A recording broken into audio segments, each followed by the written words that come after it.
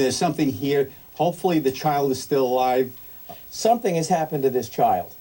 And I'm sure the police are looking at this as a lot more than a missing persons case. But I'll tell you, if she did any harm to this child, it would not be difficult to kill a 9-month-old child. When the detectives went and spoke with her, they didn't believe her story. There were a lot of holes in what she was saying. If you can smother this kid, strangle this kid, throw this kid down a flight of stairs, anything could cause fatal injury. White female, 40 to 50 years old, eyeglasses. Clearly the mother is coming out with a story. Something happened to this child. Gray, shoulder-length straight hair, khaki capri pants, white closed-toe sandals. When someone gives that detailed information, it's often a signal of deception. Clearly the conversations that she had with the police have alerted them to the fact that this whole story is bogus. They don't believe anything. The cadaver dogs are an indication of that.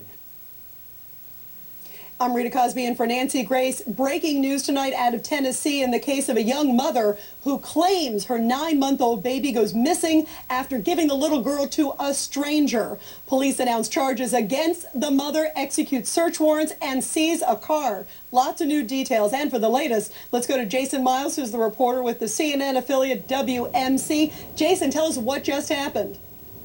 Rita, as you know, Lauryn Dickens, 19 years old, was being held on what's called a 48-hour hold since Tuesday evening. With moments to spare, Memphis police announced charges just within the last hour or so. Lauryn Dickens charged with aggravated child neglect and endangerment, as well as false reporting. Basically, what I'm told, police did not buy her story, the story about her giving her baby over to a stranger. That's no big surprise, but the big mystery, the problem here, is that the whereabouts of little Lauryn Dickens remains a mystery. Apparently, her mother is not divulging the location of Lauryn, either alive or dead at this point. Now, as far as the mother is concerned, she will remain behind bars at this point until a court appearance, and at which time a bond will be set, and depending on whether she can make that bond, she could be released later this week or remain behind bars. Rita? And Renee Rockwell, defense attorney, they had to give her some sort of charges to hold her, right? Wasn't there just a short term?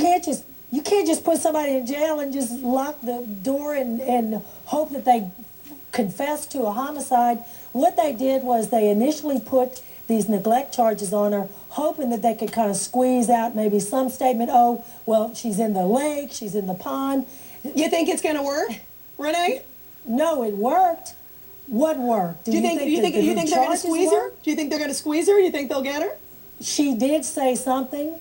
Unfortunately, she made a statement that she gave the child away, but I think that they're just putting to a stranger who looked like me, 40 to 50, glasses with khaki pants. That's everybody, right? Well, yeah, not everybody. Well, that's why everybody on the show today. Well, by the way, that's probably why she picked it. Let's go to Cheryl McCollum, crime analyst, also director of Cold Case Squad. Renee hit it on the head. She picked some generic description. Could be anybody.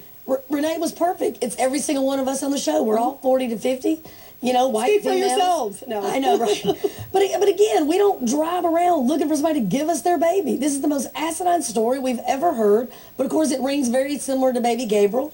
And, you know, what she's done here is she's told us a story that nobody's going to believe, that, you know, she doesn't look for the baby for 8 days. She never panics. She never calls the police. She doesn't send the car seat with the baby. No clothes, no toys.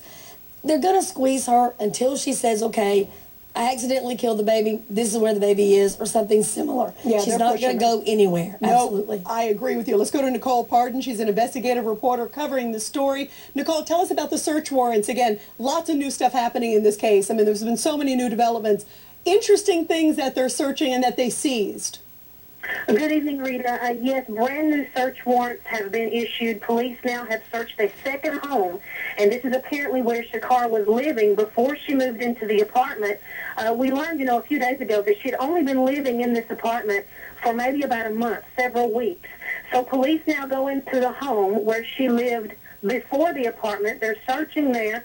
Also, important to remember, they took those cadaver dogs into the apartment, and those dogs hit on a scent at that apartment. They hit on a scent of human remains in the yard.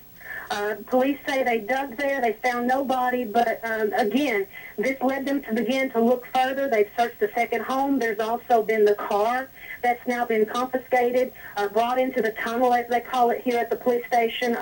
They're investigating the car. There have been cell phones confiscated along with the items that we know about, the car seat, the stroller, the baby toys, and so forth. Let's go to Stephanie from Kentucky, who's on the line. Stephanie, what's your question this evening? Hi, my question is, the baby's father, who is supposedly in prison, she said the lady that came and took the child, a stranger, she knew the father, so wouldn't the father know this lady if that's really the case?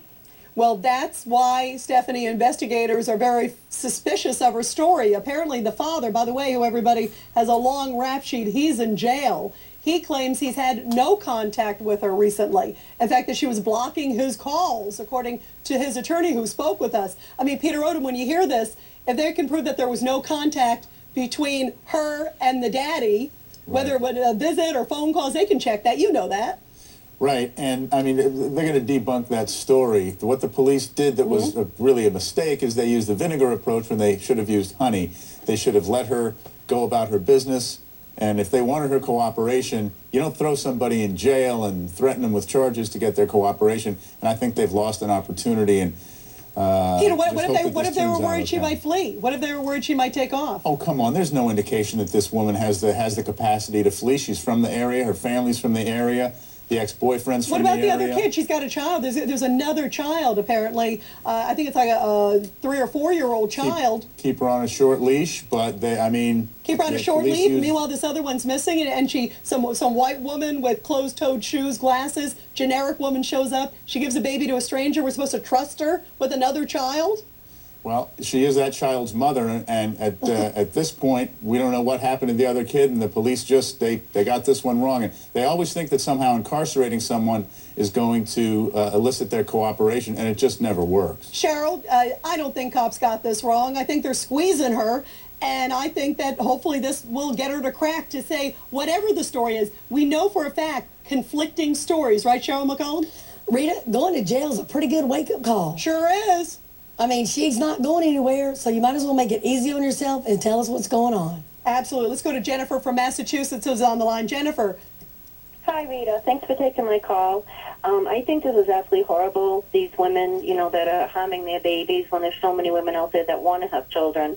Unfortunately, I don't believe the child is alive. But my question is, if she is charged with murder, do you believe the prosecutors would seek the death penalty for her?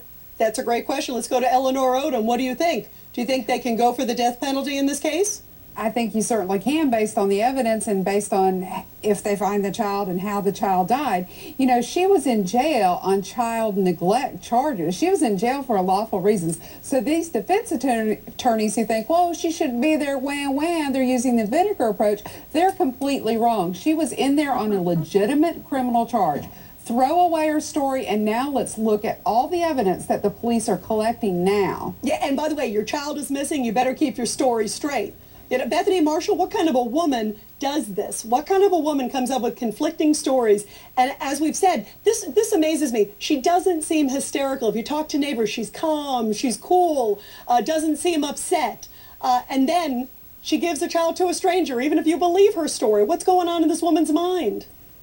Rita, there's only one story that never changes, and that is the truth. And do you know what really stinks to high heavens about this story? The fact is that this mother's relatives will not come forward. According to one report, they have disconnected their phones and will not talk to the police. And that tells me that they know that something was happening in this household. What was happening? Did this mother resent this little baby? Did this mother have a boyfriend? Did she abuse the baby to get back at the baby's daddy?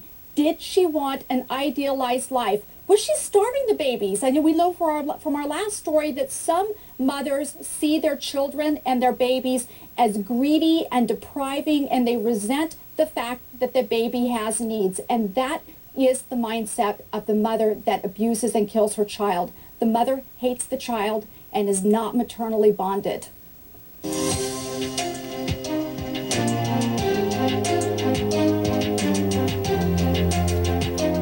Lauryn Dickens was last seen wearing a brown onesie with one pink flower and pink dots. She stands 1 foot 9 inches tall and weighs 17 pounds. Memphis police say Lauryn Dickens' mother, Shakara, admitted she gave her baby to a stranger and did not report it to police for days.